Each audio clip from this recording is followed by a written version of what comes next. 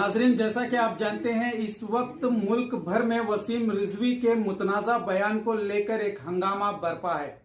मुख्तलिफ तंजीमें और इदारों की जानिब से अलग अलग कार्रवाइयाँ जारी हैं और कानूनी कार्रवाई करने की बातें सामने आ रही हैं और उलमा इकराम भी कहीं ना कहीं अपना एक खामोश एहतजाज इसके मुतालिक कर रहे हैं। तो इस वक्त इस मुद्दे को लेकर बात करने के लिए हमारे साथ जुड़ रहे हैं बेलगाम शहर के एक मारूफ वकील जनाब अनवर अली नदाब साहब। अनवर अली नदाब साहब, आपका हमारे चैनल में खैर मकदम है। सबसे पहले मैं आपसे ये जानना चाहता हूं कि जो आपका एक मैसेज सोशल मीडिया पर वायरल हो रहा है इसमें जिसमें बताया जा रहा है कि आपने उस लेटर के जरिए पूरे उलमाओं को एक पैगाम देने का काम किया है, पहले ये बताएं कि आखिर ये लेटर क्या है, इसमें आपने क्या मुतालिबा किया है? अस्सलाम वालेकुम वरहमतुल्लाहि वबरकातुहू। वालेकुम अस्सलाम। जैसे कि आपको पता है कि वसीम रिजवी के खिलाफ में बहुत से लोग अपने अपने तरीके से एक एहतजाज कर रहे हैं जी, लेकिन एक ऐसे तरीके को हम लोगों को इस्तेमाल करने की ज़रूरत है जहाँ पे हमें रास्ते पर न उतरते हुए कोई भी एक हादसे का शिकार न बनते हुए एक सही कानूनी तरीके से एहतजाज करना ज़रूरी है। इसलिए मैंने कुछ उलमाओं के नंबरों को एक ग्रुप में ऐड करके उनसे बात करने की कोशिश की। कुछ लोगों ने मुझे जवाब दिया इनफरादी तौर पर, ग्रुप पे किसी ने जवाब नहीं दिया। तो मुझे ये पता चला कि एक कदम उठाने की ज़रूरत है। तो मैंने अपने तरफ से चीफ जस्टिस ऑफ इंडिया को लेटर लिख के उस PIL को खारिज करने की दरख्वास्त की है और साथ ही साथ ऐसे जितने भी लोग हैं, आज कुरान मजीद को लेकर हो, कल को कोई बाइबल को लेकर हो, या कभी ऐसे भी हो सकता है कि कोई पुराणों को लेकर भी कोई PIL डाले, तो उन सभी को भी एक सबक मिल जाए। और कभी ऐसे PIL को ना डाले, उनके लिए कॉस्ट इम्पोज किया जाए और एक स्ट्रिक्ट डायरेक्शंस देने के लिए मैंने चीफ जस्टिस ऑफ इंडिया से रिक्वेस्ट किया हुआ है। और इसी का एक नमूने को मैंने लोगों तक एक फॉर्मेट बनाकर एक वॉइस मैसेज के जरिए से भेजा है, ताकि वो अपने एहतजाज को अपने हिसाब से इनफरादी तौर पर या जमाती शक्ल में अपने अपने लेटर हेड्स पे वो चीफ जस्टिस ऑफ इंडिया को भेज सके। जैसा कि आपने कहा कि एहतजाज रास्तों पर आकर नहीं होना चाहिए, तो किस तरह से एहतजाज होना चाहिए, या एहतजाज होना भी चाहिए, नहीं होना चाहिए? देखिए, वक्त के हिसाब से आपको एहतजाज किस तरह का करना है इसको चुनना होता है जी। हर एहतजाज को रोड पर जाके प्रोसेशन करके करना नहीं होता। कुछ एहतजाज, जैसे कि अभी वसीम रिजवी का जो मामला है, अगर हम रोड पर जाकर एहतजाज करेंगे तो हो सकता है कि हम खुद ही किसी के शिकार में आ जाए, एक चीज। दूसरी चीज, आपके पास लॉ एंड ऑर्डर है, कानून है, इंडियन पिनल कोड है, उसका इस्तेमाल कीजिए। कॉन्स्टिट्यूशन में आपका राइट है, फंडामेंटल राइट है, उसका इस्तेमाल कीजिए।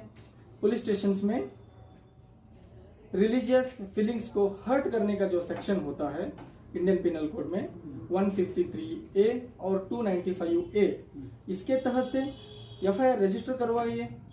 ये भी तो एक तरह का प्रोसेशन है और ये एक स्ट्रॉन्ग प्रोसेशन है। देखिए, हम लोग 4 लोग मिलके या गली मोहल्ले के लोग मिलके जाके प्रोसेशन करके मेमोरेंडम देके घर में आके बस इत्मीनान से एक दिल को तसल्ली हो जाती है कि हाँ, हमने एक प्रोसेशन किया। लेकिन जब आप ड्यू प्रोसेस को फॉलो करेंगे, लॉ एंड ऑर्डर को फॉलो करेंगे, तो सिर्फ आपको तसल्ली नहीं बल्कि आपको रिजल्ट भी मिलता है। तो लॉ एंड ऑर्डर को फॉलो करने की जरूरत है। इंडियन पिनल कोड के सेक्शंस को इस्तेमाल करके सही दायरे में कंप्लेंट्स करने की जरूरत है। तो एक अहम सवाल ये है वकील साहब कि जिन 26 आयात को खारिज करने का मुतालिबा वसीम रिजवी ने किया है सुप्रीम कोर्ट के अर्जाश पेश करते हुए, इससे पहले कई लोग जो मुसलमान हैं, जो कुरान को फॉलो करने वाले हैं, वो लोग भी दरअसल ये नहीं जानते कि वो कौन सी 26 आयात हैं जिनको खारिज करने का मुतालिबा वसीम रिजवी ने किया है।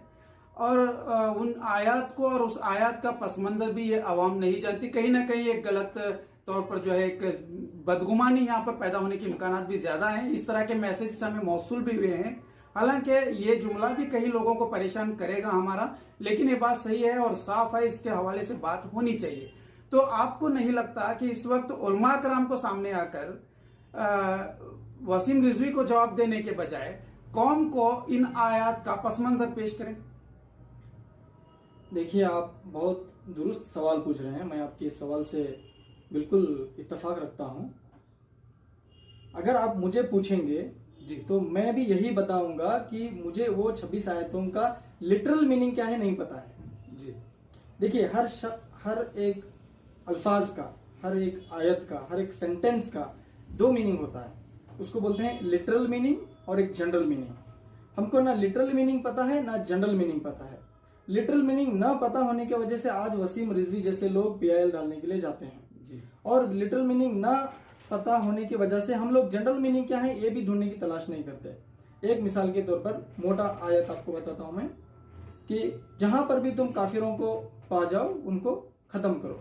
ये एक आयत पे बहुत ज्यादा डिस्प्यूट हुआ है, आपको भी पता है और हम भी जानते हैं। लेकिन ये आयत का पसमंजर क्या है ये लोगों को बताना, वो भले ही मुसलमान ही हो या गैर मुसलमान ही हो, उन लोगों को पता होना जरूरी है। अगर वो किस पसमंजर में, किस लिए, और कुरान में जो आयतें उतरी हैं वो सरकमस्टेंशियल है, मतलब वक्तन फवक्तन, किस वक्त में कौन सी आयत आई है और वो आयत किस वजह से आई है, उसका एक पूरा कॉन्सेप्ट है, एक कॉन्टेक्स्ट बोलते हैं। जी, लॉ के अंदर एक टर्म आता है इंटरप्रिटेशन ऑफ स्टैट्यूट। जी, इंटरप्रिटेशन ऑफ स्टैट्यूट में जज को चाहिए कि वो उस नजरिए से उस लॉ को समझे जिस नजरिए से लेजिस्लेचर ने उसको बनाया है। जी, जैसे कि इंटेंशन ऑफ द लेजिस्लेचर कहते हैं।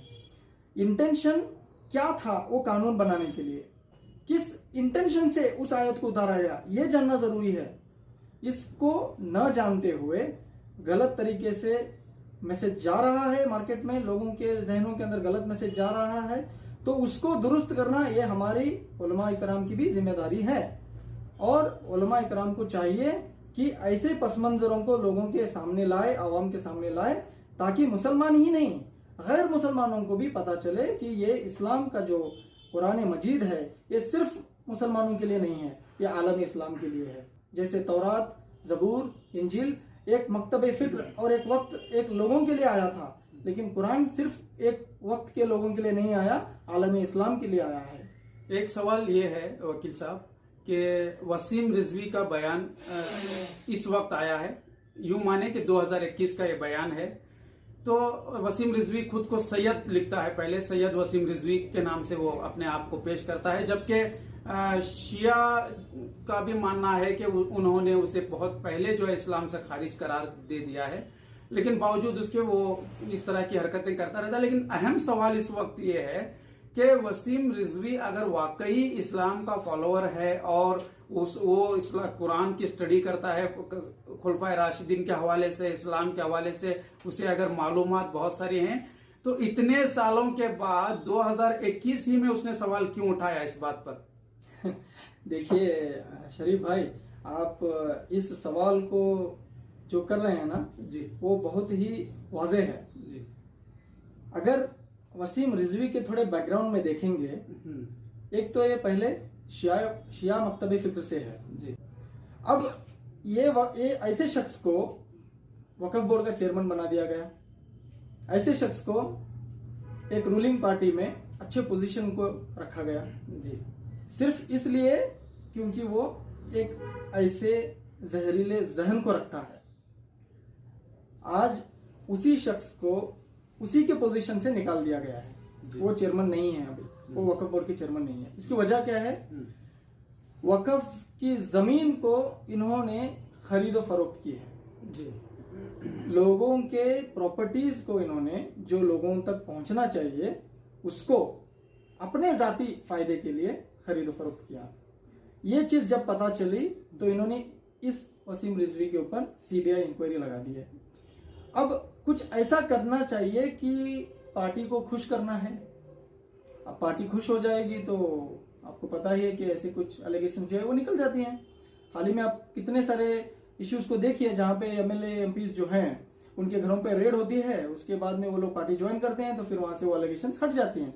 तो ऐसे ही कोई साजिश वसीम रिजवी साहब की भी होगी कि मैं रिलीजियसली अगर ऐसे कुछ बात कर दूंगा तो एक बड़े फिक्र वाले लोग जो हैं मुस्लिम कम्युनिटी उनको हर्ट हो जाएगा, और दूसरी तरफ जो अगेंस्ट काम करने वाले लोग हैं या माइनॉरिटी के खिलाफ में जो काम करने वाले लोग हैं उनको थोड़ा दिल को तसल्ली मिल जाएगी, तो इनको भी तसल्ली हो जाएगी कि ऐसे एलिगेशन से वो हट जाए।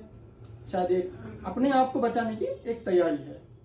तो इस वक्त इस सवाल को उठाने के पीछे उसकी अपनी साजिशों पर पर्दा डालने का काम किया जा रहा है। तो आपने कहा आप इस वक्त कानूनी कार्रवाई करने की बात कर रहे हैं, तो आपको क्या लगता है कि कौन से इसमें जो है इंडियन कॉन्स्टिट्यूशन के हिसाब से किस तरह के आर्टिकल्स इस पे लगाए जाएंगे और किस तरह के इस पर जो है कानूनी कार्रवाई की जा सकती है, ताकि जो लोग कर रहे हैं उनको भी इसके हवाले से बेदारी हो जाए इसमें? जी, सबसे पहले मैं ये बात वाजे कर दूं कि मैंने एक फॉर्मेट बनाया है। मैंने खुद आज चीफ जस्टिस ऑफ इंडिया को लेटर भेजा है और उसी के एक फॉर्मेट को मैंने आज व्हाट्सएप के जरिए सभी को वायरल भी किया हुआ है, और जिस ग्रुप में मैंने उलमा इकराम को जमा किया था उनको भी मैंने भेजा हुआ है, ताकि वो अपने लेटर हेड्स के जरिए, अपने जमात के जो लेटर हेड्स है उसके जरिए से वो भेजे। और जो आम लोग हैं, अल्हम्दुलिल्लाह मुझे बहुत से इंडिविजुअल कॉल्स आए और पूछ रहे कि सर जो 2 बोल के एड्रेस जो है दिल्ली का उस पर ही भेजना है क्या, पूछ के वो अपने अपने हिसाब से अपना एहतजाज, अपना दर्द, अपना जो ईमान की हरारत है वो जाहिर कर रहे। लेकिन जिससे मुझे उम्मीद थी उनसे मुझे कोई फोन या कोई मैसेज नहीं आया, एक चीज। दूसरी चीज, अब करना क्या है? एक तो आप लेटर भेजिए। आपका कहना है जिनसे उम्मीद थी से मुराद कौन है? आपको किनसे उम्मीद थी? हमारे जो कौम के रहबर और रहनुमा है जी, वो हाफिज हो या कारी हो या मुफ्ती हो या उलमाए कराम हो, इन्हीं से मुराद है और कोई नहीं है। मैं बचपन से बड़ा होने तक इन्हीं को सुनते आया हूं, तो मैं इन्हीं से उम्मीद रखूंगा और किसी से उम्मीद नहीं रख सकता। तो ये हमें इनफरादी तौर पर हमें ये चाहिए या जमहूरी तौर पर हमें ये चाहिए कि हम सभी लोग मिले और पुलिस स्टेशन पे जाए, section 295A Indian penal code, section 153A Indian penal code के तहत एफआईआर रजिस्टर करवाए। और रिलीजियस फ्रीडम जो है वो कॉन्स्टिट्यूशनल फंडामेंटल राइट है। आप कोई धर्म को ना मानना ये भी आपका फंडामेंटल राइट है, आप धर्म को मानना ये भी आपका फंडामेंटल राइट है, और ये कानूनन जुर्म है। आप अगर किसी के धर्म के खिलाफ बोलते हैं या उस बोलने के वजह से उस धर्म के लोगों के अंदर तनाव पैदा होता है तो वो कानूनी कार्रवाई होगी, और उसके लिए सेक्शन 295A और 153A इंडियन पिनल कोड के तहत उसको सजा होगी। और हमारी जिम्मेदारी ये है कि हम जाकर एफआईआर को रजिस्टर करवाएं। लेकिन मैंने जहां तक सुना कि कुछ, मैं खुल के नाम लेना चाहता हूं, मौलाना सज्जाद नोमानी साहब का एक वीडियो मुझे किसी दानिश्वर साहब ने भेजा और बोला कि इस वीडियो को सुनिए और आप खामोश हो जाइए। देखिए, मौलाना सज्जाद नोमानी साहब के इसी वीडियो को मानना जरूरी नहीं है।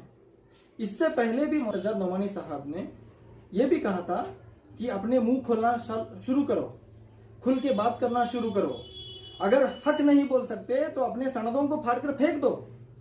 ये भी तो बोला था मौलाना सज्जाद नोमानी साहब ने, और मैं उनको मानने वाला हूं, उनकी बातों को सुनता हूं, बड़े अक्लमंद दानिश्वर है वो।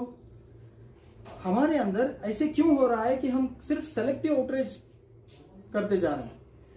वो भले कुरान से हो या हदीस से हो, जो हमको कंफर्टेबल है, जो सुटेबल है, अपने मतलब की बात उतनी ले रहे हैं। आज मौलाना सज्जाद नोमानी साहब ने बोला कि खामोश रहो, तो बस हम खामोश हो गए। क्यों? हम जाते तौर पर भी जाके तो एफआईआर कर सकते हैं ना। अगर मौलाना को आप मान रहे हैं, मौलाना की बात की तायीद करते हैं, तो एहतरामन आप खामोश होने की जब हुक्म हुआ है तो आप खामोश रह सकते हैं। लेकिन आपकी वो बात दुरुस्त है कि इससे पहले भी मौलाना ने बहुत सारे काम करने के कहे, हम करने वाले काम नहीं करे। डोंट्स वाले काम, डूज वाले कामों को छोड़कर हम डोंट्स जो जिसे मना किया जा रहा है उस पर बहुत जल्द अमल कर रहे हैं। आपकी शिकायत है, वक्त बहुत कम है, सवाल तो बहुत थे हमारे पास।